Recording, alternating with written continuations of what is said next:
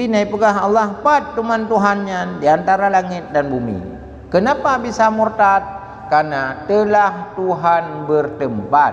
Sedangkan dalam akidah Tuhan tidak bertempat, Tuhan tidak butuh kepada jirim, Tuhan tidak butuh kepada tempat berdirinya, karena qiyamuhu binafsi mengandung dua makna pada sifat Allah.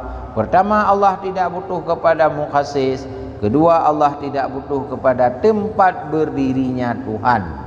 Jika ada orang beriktikad Tuhan itu di antara langit dan bumi, bisa jadi kufur iktikadnya karena telah melakukan suatu iktikad yang bertentangan dengan firman Tuhan tidak bertempat, laisa kamitslihi syai'un wa huwas samiul basir. Jadi Tuhan hanya terkempat Tuhan antara langit dan bumi. Nyahana, karena Tuhan bukan materi. Apalagi itikad mereka sehingga terganggu dalam akidah, dan lagi itikadnya bahwa Nabi kita melihat ia akan Tuhannya di dalam dunia. Nah, Nabi nagakalan Tuhan, iban dakalan kon materi. Ada ayat wa kalamallahu Musa taklima. Musa berbicara sebagai apa dengan Tuhan? Taklima itu maf'ul mutlaq.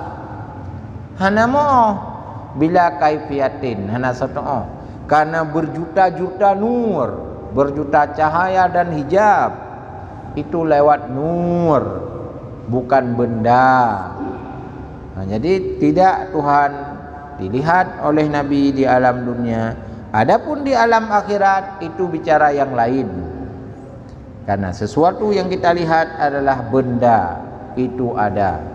Menyata pegah Tuhan dikalan berarti Tuhan ka serupa dengan makhluk, bertentangan dengan firman Allah, laisa kamitsli syai'un wa huwas samiul basir. Dan kamu pun melihat akan Tuhan kamu di dalam dunia. Itikad awaknya Nabi kekalan, katanya pun dun takalan Tuhan. Gimana takalan Tuhan? Tuhan hanang bentuk. Jadi menyana orang mengiktikad naikalan Tuhan, berarti dipastikan cara akidah itu akidah yang menyimpang. Maka sekalian iktikad itu berarti yang kali mana itu semua menjadi kafir iktikadnya. Kenapa? Karena menyalahi beberapa nas Quran dan hadis Nabi dan ijma' para ulama.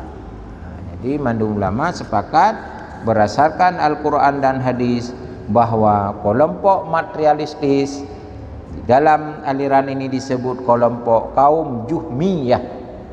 Jadi kelompok yang mengiktikad Tuhan itu mengambil jirim, tempat, jirim, jisim. Jadi mengiktikad Tuhan, jadi hanya iktikad Tuhan langit.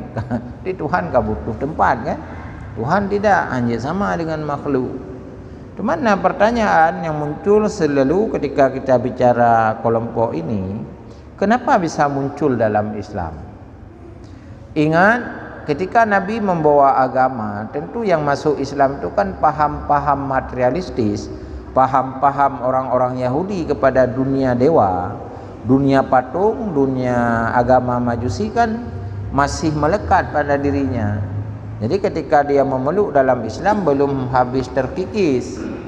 Jadi dia menjadi tokoh dalam Islam,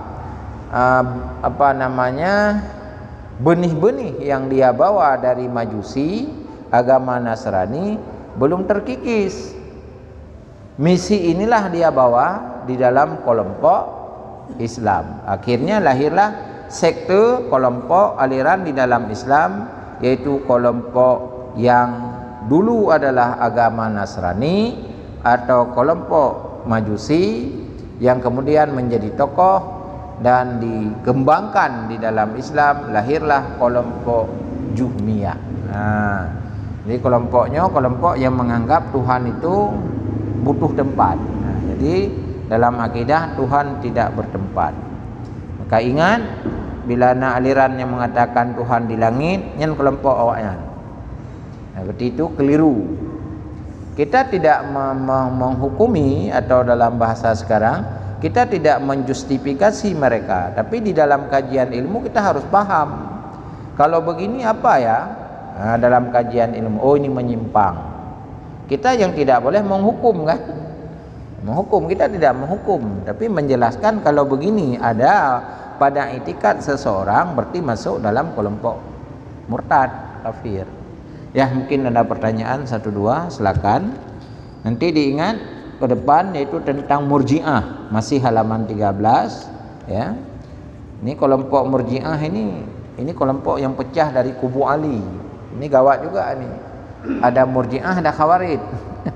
Kalau Khawarij orang yang lari dari Ali, sedangkan Murji'ah orang yang pro dengan Ali, tapi pro-nya melebihi. Kalau Murji'ah setia kepada Ali tapi melebihi. Kalau Khawarij benci betul kepada Ali. Nah, ini dua arah yang bertentangan nantinya, juga masuk dalam kelompok yang bisa bahaya.